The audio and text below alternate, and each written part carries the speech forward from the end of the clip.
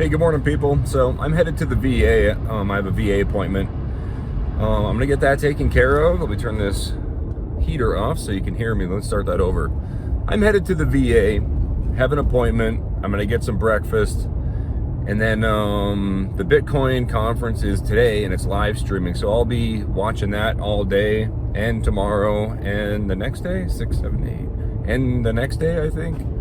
So anyway, last year, of course, I went to the Bitcoin conference. This year I couldn't make it. I just got too much stuff going on.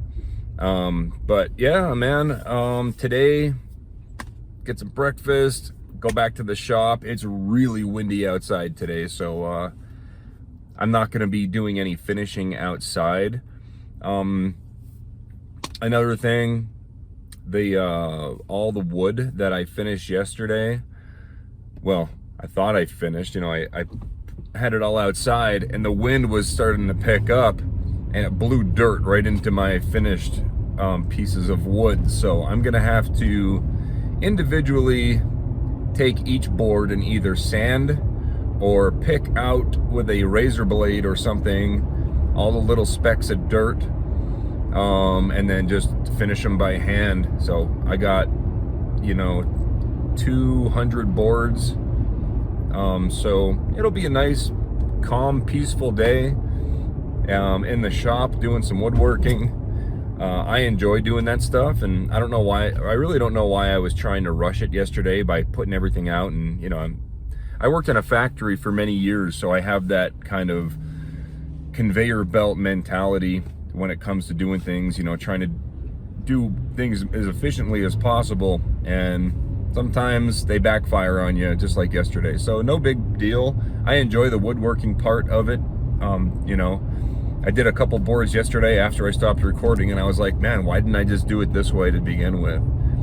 So there's your 2-minute intro. Next thing you see will be at the shop. Alrighty, finished up at the VA, stopped at Home Depot. I grabbed 3 more 1x2x8s, just so we have something to nail to on our exposed beams. So get those over on the side. Now, yesterday, take a look at this dirt that blew into the finish. See that? I'm gonna have to hit these with the sander real quick. These are the ones I did by hand yesterday, and they're much cleaner.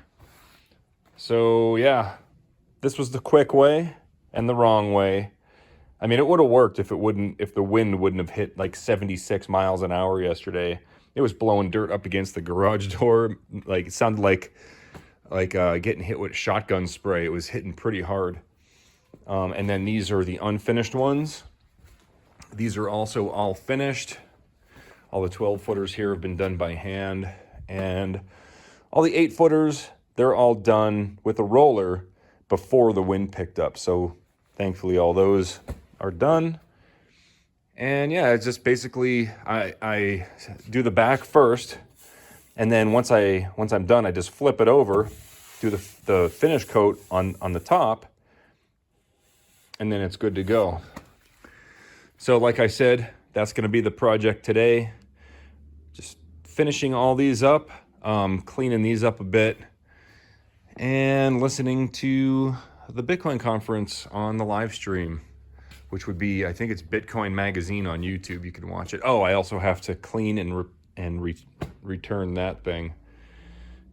Might as well knock that out first, and then I can just relax and work on this. All right, before we get started, I was just checking out comments and from yesterday's video, or this morning's video, and Robert and Chris, I like your suggestion on hydro seeding. That would work great for both the front and backyard. I'm just gonna wait until I dig everything up with the metal detector. I'm still at the same point from metal detecting that as I was from last week's video. I ended like right there, so I still have a lot to go. I just haven't made this week's video yet. So hydro seeding sounds great, like a great cheaper option, even cheaper than sod. I was doing some research on it this morning, so that's a great suggestion. As far as for the larger table saw, for Darren's question, so this is a guitar neck, blank. It's just a piece of rock maple, Eastern rock maple. The guitar neck, when you're playing a guitar, the headstock comes back. It has an angle like this, right? Back like this. So in order to get that angle, I have to cut what's called scarf joint. And it's about like that. And in order to get that angle perfectly, right? I used to do it on a band or a table saw. So imagine this tabletop is a table saw. This is the blade that comes up, right? Now, if you look, the table saw blade can't come up more than halfway because you have the bolt in the middle, right?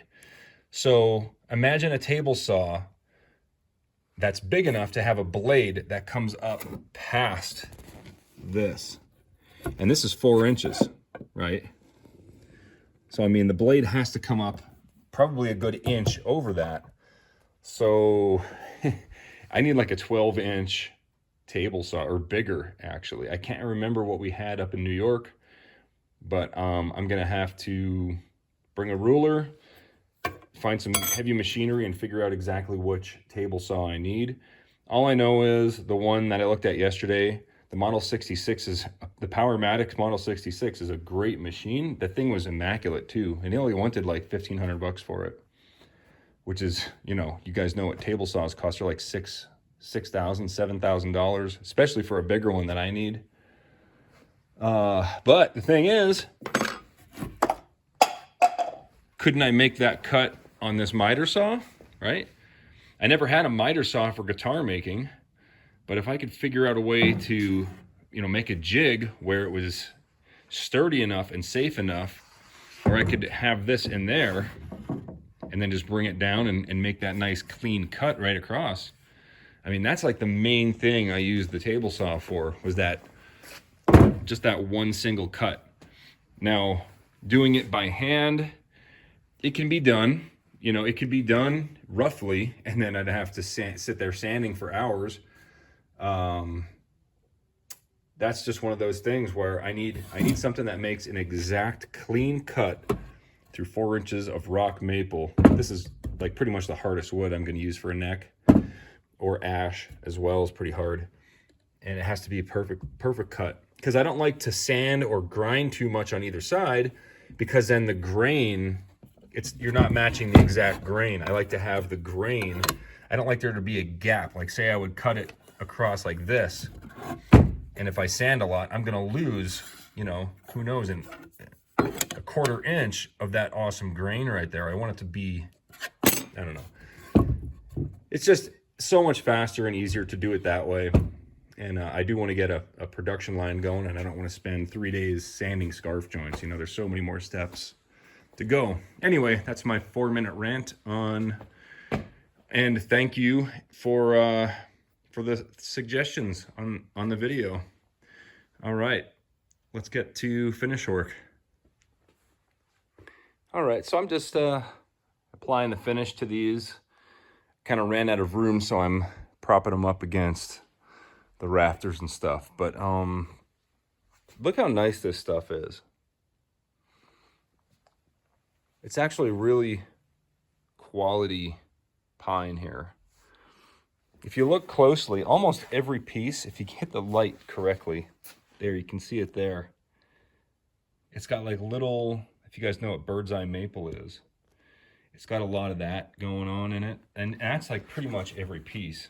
And there's some really nice pieces with some red in it. Some of these pieces are awesome. Look at that. But yeah, it's gonna look really good. And it's gonna stay this color. It'll yellow a little bit over time, but we're talking years. When it goes up fresh, it's gonna look just like that. So yeah, nice white wood. Yeah, all right, so I'm almost done finishing.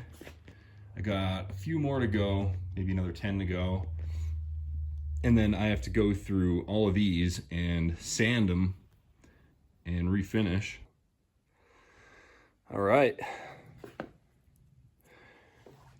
That took all day. That took all day long. It's already 5 p.m.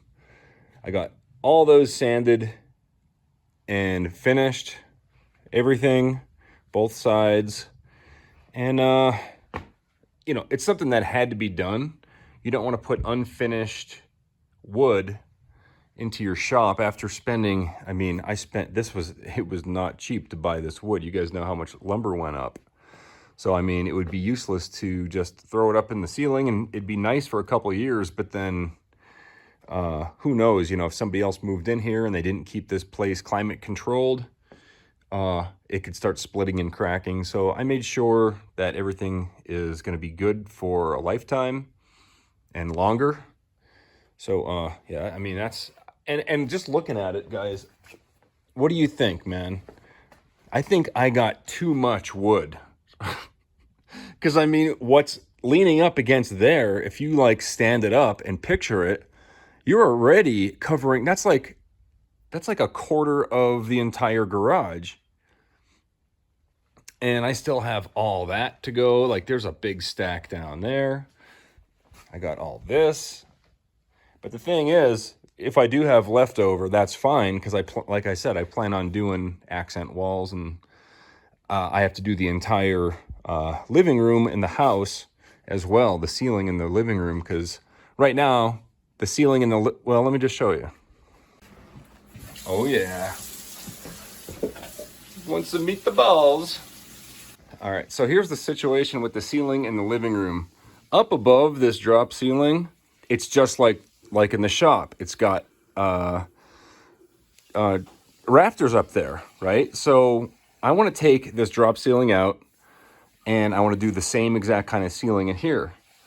And then along the walls here, don't mind the boxes. We're still in the process of, well, once I get the shop built out, we'll have places for everything. You know, I've got all kinds of crap laying around here, art supplies and scuba stuff and you name it. This wood stove came with the house. That's going to be probably salvaged. I may put it in the shop for a little, like a corner thing for the studio. I haven't decided exactly what I'm going to do with that yet. These wood stoves tend to dry out the air, so just for a climate control situation, I don't think that's going to be great for what I'm doing in the shop. But back on point here, from here down, all this stuff could be tongue and groove, and then the ceiling could be tongue and groove, and then I can paint the walls like a nice dark green, I think. And then also, once I remove this, I'm going to block that door off. I'm going to build a wall here, and I'm going to put in a fireplace, like a nice fireplace with stone all the way up. And then the TV would be along this wall, because right now we just temporarily have the TV over here. I'd like to have the TV, you know, mounted up here. We never use that door. There's 5 doors in this house. There's one there, one over there, one over there. There's one right here, and then outside downstairs there's another one. But that's another project for another time.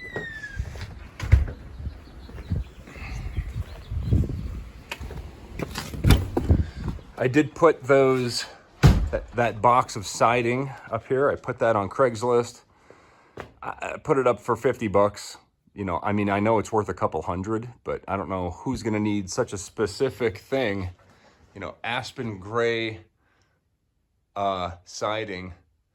You know, maybe somebody will need some. I doubt it. And if not, if anybody can give any suggestions on how to get rid of this, where can I take it to a dump or something? Or I don't think the garbage man will take it. And I mean, I don't know what to do with it. And I can't have it in here, you know. So anyway, I'm gonna let this stuff cure overnight. I'm gonna call it for tonight. That was a lot of repetitive stuff, which I actually enjoyed the entire time. But yeah, it had to be done, and that's all I got for today. Thanks for watching. I'll see you tomorrow.